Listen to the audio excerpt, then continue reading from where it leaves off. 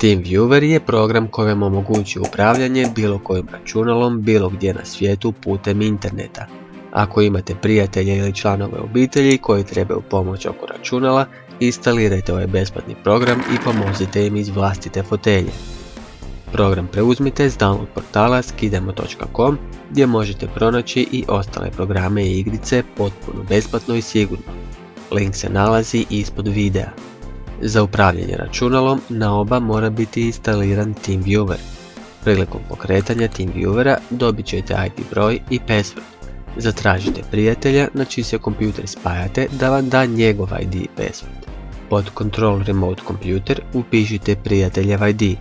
Kliknite na Connect to Partner te upišite password i kliknite na Log On. Za par sekundi veza će biti uspostavljena.